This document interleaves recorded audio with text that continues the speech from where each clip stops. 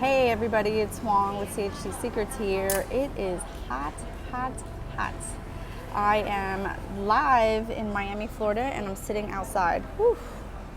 Been sitting outside, chatting it up on the phone. I'm gonna wait for a couple more people to get on here so I can talk to you about splinting, and I've got some stories to share with you.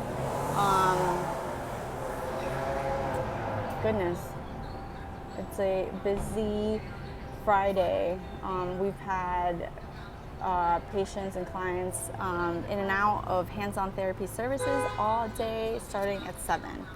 And believe it or not, our 7 o'clock appointments are on fire. Like everybody wants our 7 o'clock appointments, and sometimes they're like, it's 6:50 and they're peering through the window. Like, are you in there? Are you in there? So yeah, it's pretty humorous, but anyway, so I'm excited to be here live with you guys. Hello. If you are just joining me, please type in your name and tell me where you're from, and tell me what area are you working in. Are you in hands already? Are you looking to get into hands? Are you trying to get a hand therapy job? I will not lie, I've been sitting out here for a little bit of quiet because I was on a phone interview. And anyone who has ever been through my interview process knows that it is unlike most other interview processes. But it's really not scary. It's just a lot of questions make you think, makes me think, and make sure that we're the right fit, for me bringing someone on, and for them, wanting to come in and work for hands-on therapy services. So a little bit about, what I do. I own hands-on therapy services in Miami, Florida, where we help people with hand and arm injuries. So we see a lot of surgical, but we also see a lot of non-surgical types of patients. And what kind of drew me to create CHC Secrets was I always saw a need in coaching and mentorship of OTs that want to go into hand therapy.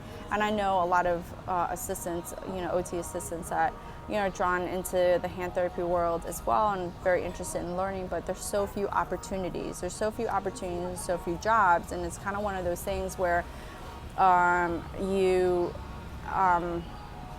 have you can't get the job because you don't have the experience, but you can't get the experience because you can't get the job. It's like you're stuck between a rock and a hard place.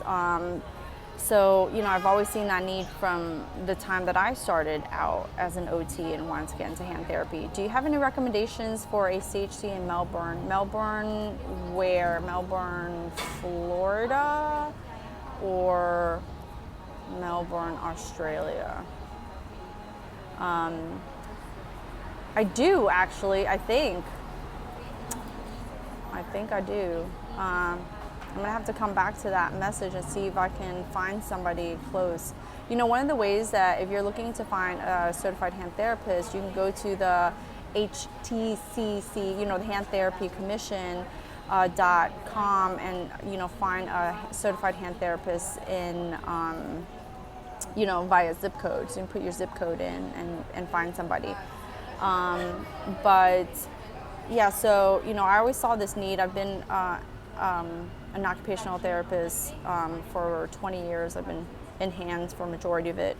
I always saw the need for it, and when I opened my practice, I really felt like I needed to create something where I could basically coach and mentor more therapists, more OTs to become CHTs. And so that's always been like my driver for hands-on therapy services, where it's not the mission of the company. I always tell people the mission of the company is to serve the clients, right? But the vision of the company is to create an environment and a company where we can support and train and foster more OTs that want to specialize in hand therapy.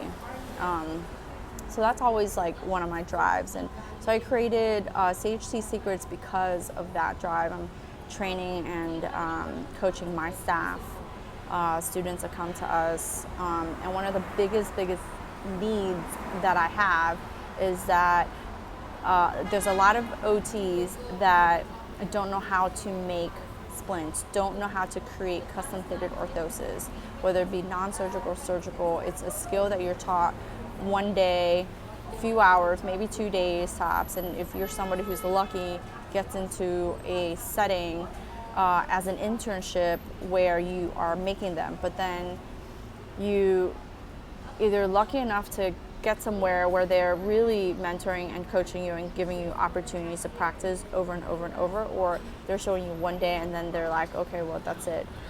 So I feel like this is a skill that most therapists should have, whether you work in an outpatient hand clinic or not. You could be in a rehab setting, I've always said rehab setting, nursing homes, that kind of stuff, where you can create custom fitted orthoses for people that really need it. It doesn't have to be like an orthopedic problem. People with neuro problems have such a need for it. And I feel like this is one particular area that's so unique to occupational therapy, and we should really hone and foster this particular skill. So therein lies why, one of my main reasons, one of my main drives to create this online platform, because beginner courses are few and far between. And then I've taught this class numerous times. I've taught it in the big settings that I've worked in and stuff like that as like workshops, 4-hour, 6-hour workshops. And you can only reach a few people at a time. So I wanted to develop something that I can create that's like online. You can come in and you can get step-by-step directions. And one of the things that I believe it's really unique, a couple of things that are really unique, is it's yours. I've taken online classes. I'm sure you guys have taken online classes.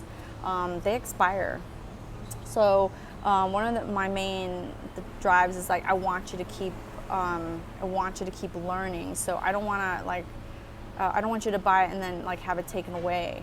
So I want you to have it. So just in case you make a custom fitted orthosis now, but you don't get to it in the next couple months, and you're like, holy crap, I don't know if I'm going to remember this. Well, you don't have to. It's there. It's yours. You just save your login and you watch it again. You do it again. And listen, if you have to make one, right before you go and make one, instead of being anxious and be like, oh my God, I'm sweating bullets because I'm not really sure if I'm going to do it right. You can watch these videos, and they're in small little increments, bite-sized pieces for you, so you can get to the spot that is most challenging. That's number one. I think that's one of the unique things. You can correct me if I'm wrong, but it's one of them. And the other thing is, one of the things that I hear a lot is that I don't have the tools, I don't have the supplies. Literally, I'm gonna give you everything. All you have to do is add hot water. It's like instant noodles. It's like instant noodles. Just add hot water, let it seep a little bit, and it's gonna be ready to go, So if you are interested in learning how to make custom fitted orthoses, so you can, 1, get a job, 2, you can keep your job, and 3, really the most thing is continue to learn and have career satisfaction, job satisfaction, to know that you're truly honestly helping people to the best of your abilities. So that's who this course is for. This course is not for somebody who you just want to take an easy course. Sometimes we do that, right? People are like, oh, I just need some CEUs and stuff like that. It's not a CEU-based course. I can tell you ways in which you can, possibly get CEUs, but it's not a CEU course where you can turn it on, leave it on, and just kind of pass it because you already know certain things. This is a hands-on practice course. So if you're not interested in actually learning and actually doing, this is not the course for you. It's not the course for you. So it's for somebody who has a true interest in learning how to get it. Because let me tell you, if you are somebody who doesn't have a job in hand therapy and wants to get a job in hand therapy, you can go to that job interview and say, I have splinting experience. I have done X, Y, and Z to get certain experiences, and all I need is your job so that I can continue to learn and I can continue to practice, right? If you're in a job where you already have that hand therapy job, but you feel like shit because you just don't know what the fuck you're doing, let's be honest, because sometimes that happens, and then you're referring patients out, instead of having to refer it out or having to think like, oh, I'm not sure what I'm doing, I'm not sure if I'm doing it right, then this is an opportunity for you to learn that. So one of the orthosis that we're going to be learning is a wrist support splint. It is one of the best orthosis to learn to make. Honestly, you can take that. I think it's such a basic one. It's not basic in the sense that it's easy. It can be quite challenging, but it's a basic one to learn because you can turn that pattern and that know-how into static progressives, right? Into dynamics. I have a radial nerve palsy patient, and do you know what? If you take a look at that pattern, it is on the dorsal aspect of the arm on the hand, but it's pretty much a wrist support splint. You're just molding it in a different way, but the pattern is pretty much the same. I have somebody who she broke her metacarpal. She broke her 5th metacarpal, and she had a pinning, right? She had a pinning, and so her hand's like this. And for whatever reason, she was prescribed a static progressive splint, one of those devices. And I actually like the kind of device that she has. I've used it before, I will prescribe it before.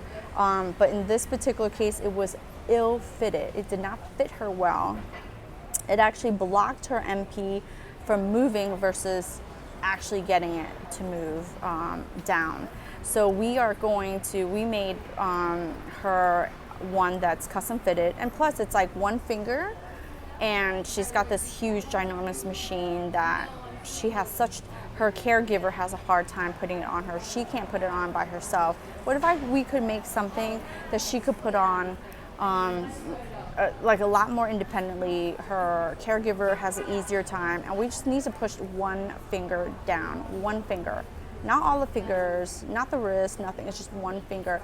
But it is that wrist support splint that is the base for the static progressive that we made her. So it's a really great one, it's a really important one. One of my most important tips that I usually tell therapists that I'm training is get comfortable with the material. I'm gonna include two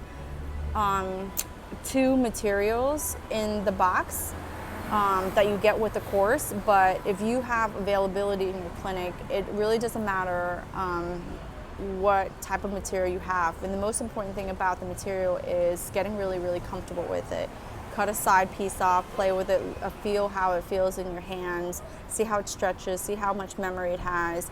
I like to pick materials in which it's easy to handle for a more advanced therapist, but it's forgiving enough for a novice therapist. And that's really key in terms of splinting. Get comfortable with the material. One of the things that I always recommend is start trimming it first, right? Just handle the material, trim it around, get comfortable with cutting your corners, rounding things off. That is one of the most important things, because you're getting comfortable with cutting, you're getting comfortable with handling. If you can master those two things pretty fast, and the other parts can become much easier. And then you've got a pattern.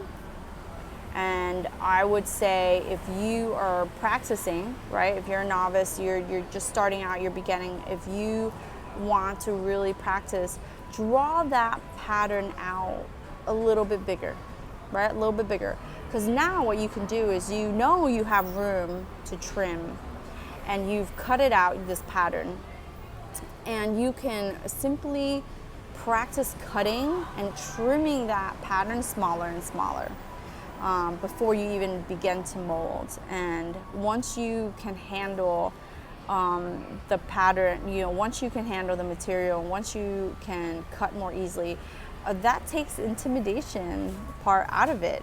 I mean, I believe that I hear it often that most people do feel intimidated by the material and by the cutting. But if you can get comfortable with that, then it can become much easier for you. Somebody told me the other day, I was talking to somebody, and she's like, oh, but I want to learn splinting, but I want to learn how to make it, but who has a pan anymore? I'm like, what are you talking about? What do you mean you don't have a pan? Of course you can have a pan. You don't have to have a fancy splint pan. I swear you don't. I bought one for the clinic because I thought, like, oh my God, I thought I needed it. But man, let me tell you, I can make a splint from anywhere. Sometimes that splint pan sucks because you have to turn it on so far in advance because it's got so much water, it takes forever to heat up. Dude, if you could just get a pot, like a skillet wide that's maybe like this thick, fill it up with the halfway water and stuff like that, you can practice your orthosis making skills. You don't need anything fancy. I think sometimes we get ahead of ourselves because we have worked in the clinic, or we are in the clinic where we feel that we have to have all these fancy things to practice, and we really don't. But really it's just it really is about just getting started. So I hope that if you're somebody who is just getting started, wants to get started in making custom fitted orthoses, that and understand it really is just about getting some practice in there. And I'm gonna be there to help you the whole way. The course is gonna launch tomorrow, so if you are on my email list already, you're gonna get it, and there's gonna be a special. So look out for the email. I'm gonna give have a special in there for you. And if you're not on there in my email list and you're interested in learning how to make custom fitted orthoses, well, get on it. It's in the link. You just have to click on it, and then you have to, write your name and write your email, and then I will send you an email and tell you about this course that's going to launch tomorrow. It's only going to be available for a short period of time. It's going to be available for about it's going to be available for purchase for about a week, 7 days from the day I launch it, because I got to send all this stuff out to you guys, and I want to make sure you get it, and I want to make sure that not only are you getting it, but along with it, you're getting accountability calls. And so I want to make sure that I'm there for you to hold you accountable, to help you with any problems you have. It's so as alive in person as I can be. But still, be there to help you so that you can just get the practice you need and become more confident and skilled in making custom fitted orthoses. We've been killing it with making orthoses in my clinic, and I know that you can be too. So thank you so much, everybody, for joining, and I'm so glad, so happy to be providing this for all you OTs and OT assistants. And hey, all you students, I've had some students ask me about it, so if you're interested, I hope to talk to you soon. All right, have a great weekend, and I'll probably talk to you tomorrow. Thanks.